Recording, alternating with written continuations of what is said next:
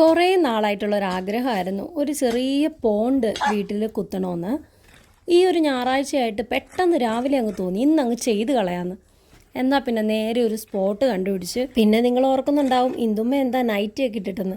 ഇടയ്ക്ക് എനിക്കിതുപോലെ ഒരു തള്ളവൈബ് അങ്ങോട്ട് കയറും. എന്നാൽ പിന്നെ ഇവിടെ തന്നെ കുത്തിയേക്കാന്ന് വെച്ച് അങ്ങനെ ഞാൻ തന്നെ എല്ലാം കുഴിയൊക്കെ എടുത്തിട്ട് ഒരു പ്ലാസ്റ്റിക് ഞാനിവിടെ കൊണ്ടുവന്ന് കുഴിച്ചിടുന്നുണ്ട്. കുഴിയിലേക്ക് വെച്ചിട്ട് നല്ല രീതിയിൽ അത് താഴേക്ക് ചവിട്ടി ഇറക്കിയിട്ടില്ലേ, നമ്മളതിന് ചുറ്റും വെയിറ്റ് എടുത്ത് വെക്കുന്നുണ്ട്. അതിനകത്തും അത് കറക്റ്റ് ഫിക്സായിരിക്കാൻ വേണ്ടിയിട്ട് നമ്മൾ കല്ലിട്ട് കൊടുക്കുന്നുണ്ട്. ഇത് ഏകദേശം ഇങ്ങനെയാണ് ഞാൻ ആദ്യം സെറ്റ് ചെയ്തെടുത്തത്. പിന്നെ ആ കളർ ഒരു ഭംഗി തോന്നിയില്ല, അതുകൊണ്ട് തന്നെ ഞാൻ ബ്ലാക്ക് ഇട്ടു. ബ്ലാക്ക് ആകുമ്പോൾ നല്ല ഹൈലൈറ്റ് ചെയ്ത് നിൽക്കുന്നുണ്ടായിരുന്നേ. പിന്നെ ഞാൻ കിണറിൻ്റെ സൈഡിൽ നിന്ന് പോയിട്ട് ഈ പന്നൽ ചെടിയുടെ ഒരു വെറൈറ്റി ഞാൻ പറിച്ചിട്ടുണ്ടായിരുന്നു. അത് കഴിഞ്ഞിട്ട് ഇതുപോലെ തന്നെ കല്ലുകൾ വെച്ച് ഇടയ്ക്ക് നിർത്തിയിട്ട് പിന്നെ കുറച്ച് മണ്ണ് ചോട്ടിലിട്ട് കൊടുത്ത് ഫിക്സ് ചെയ്ത് വെപ്പിച്ചു. എല്ലാ ചെടികളും അതുപോലെ തന്നെ ഞാൻ ചെയ്തു കേട്ടോ. അത് കഴിഞ്ഞിട്ട് ഞാൻ നമ്മുടെ പറമ്പിൽ ഒരുപാട് മണി പ്ലാന്റ് ഇങ്ങനെ വളർന്നു നിൽപ്പുണ്ട്. അത് പോയി പറിച്ചുകൊണ്ട് വന്നു. പിന്നെ കുഞ്ഞ് ചേമ്പിൻ്റെ തൈയും കൊണ്ടുവന്നു. താമര ആമ്പലും ഒന്നും ഞങ്ങളുടെ ഈ കിഴക്കൻ പ്രദേശത്തൊന്നും കിട്ടത്തില്ല. എന്നാലും ഒരു സ്റ്റൈൽ വരണ്ടേന്ന് ഓർത്തിട്ട് ചേമ്പും മണി പ്ലാന്റൊക്കെ വെച്ച് അഡ്ജസ്റ്റ് ചെയ്തു. മണി പ്ലാന്റൊക്കെ ഇതുപോലെ മണ്ണിലേക്ക് ഇട്ട് കൊടുത്തു. അത് കഴിഞ്ഞിട്ട് ഇനിയുള്ള വർക്കെന്ന് പറഞ്ഞാൽ വെള്ളം ഒഴിച്ചു കൊടുക്കുക. അങ്ങനെ ഞാൻ സൈഡിൽ നിന്ന് കുറച്ച് വെള്ളം ഒഴിച്ചു, പിന്നെ ഒരു ബക്കറ്റ് ഒഴിച്ചു കൊടുത്തു, പിന്നെ വലിയൊരു ബേസിൻ നിറയെ കൊണ്ടുവന്ന് ഞാൻ ഒഴിച്ചു കൊടുത്തു. 3-4 ബേസിൻ ഒഴിച്ചിട്ടും വെള്ളം നിറയുന്നില്ല.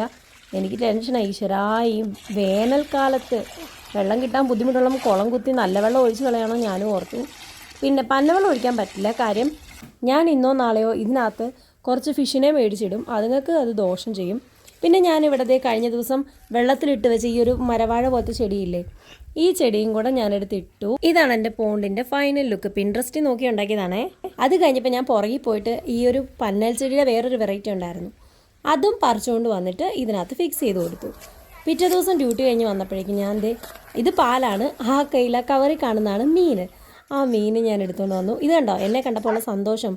ഞാൻ എവിടെ പോയിട്ട് വന്നാലും ഇതേ കളിയാണ്. ഇയാൾ മാത്രമല്ല, ഇവിടുത്തെ കുഞ്ഞിയാളും ഇതുപോലെ തന്നെയാണ്. പിന്നെ ഞാൻ അടുത്ത് നിന്ന് എടുത്താൽ മാത്രമേ സമാധാനം വരുള്ളൂ. ഇതാണ് നമ്മുടെ മീൻ. ഓറഞ്ച് കളറുള്ള 3 മീനാണ്. അക്യൂറിയത്തിലല്ല, വീട്ടിലെ പോണ്ടിലിടാനെന്ന് പറഞ്ഞപ്പോൾ ചേട്ടന്മാർ തന്നാണ്. എരുമേലിയിൽ നിന്നാണ് മേടിച്ചത് കേട്ടോ. അത് കഴിഞ്ഞപ്പോൾ അത് കഴിഞ്ഞപ്പോൾ അല്ലേ, വേറെ എന്നാ പറയാനാണ്, പെട്ടെന്ന് ഡബ് ചെയ്യുന്നതല്ലേ. അപ്പോൾ ഞാൻ നേരെ നമ്മുടെ മീൻ കുഞ്ഞുങ്ങളെ പതുക്കെ കയ്യിലെടുത്തിട്ട് ഇടാമെന്ന് വിചാരിച്ചു. പക്ഷേ അത് താഴേക്ക് പോയി. പിന്നെ എന്താന്ന് പറഞ്ഞാൽ പുറത്തേക്ക് പോയില്ല, ഭാഗ്യമുണ്ട്, കുളത്തിനകത്ത് തന്നെ വീണു.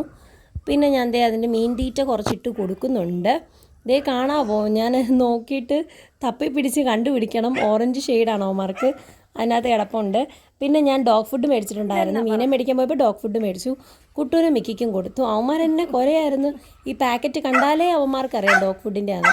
കിടന്ന് കുറയാ, അവന്മാർക്ക് കൊടുത്തു. അത് കഴിഞ്ഞപ്പോൾ അമ്മ പുറകിലോട്ട് ഇറങ്ങി വന്നു. എന്നേലും കഴിച്ചിട്ട് കയറാൻ പറഞ്ഞു. അങ്ങനെ തണ്ണിമത്തങ്ങ കൊണ്ട് തന്നു. ഞാനത് കഴിച്ച് കഴിഞ്ഞിട്ട് കഴിഞ്ഞ ദിവസമൊക്കെ തണ്ണിമത്തങ്ങ ഫ്രൂട്ട്സൊക്കെ മേടിച്ചപ്പോൾ വളം ഉണ്ടാക്കാനായിട്ട് ഞാൻ ഈ ബക്കറ്റിലേക്ക് വെള്ളത്തിനോടൊപ്പം കഞ്ഞിവെള്ളത്തിനൊപ്പം ഇട്ടിട്ടുണ്ടായിരുന്നു. അതിലേക്ക് തണ്ണിമത്തങ്ങ അടത്തിയിട്ട് കൊടുത്തു. സന്ധ്യയാവാൻ തുടങ്ങിയായിരുന്നു.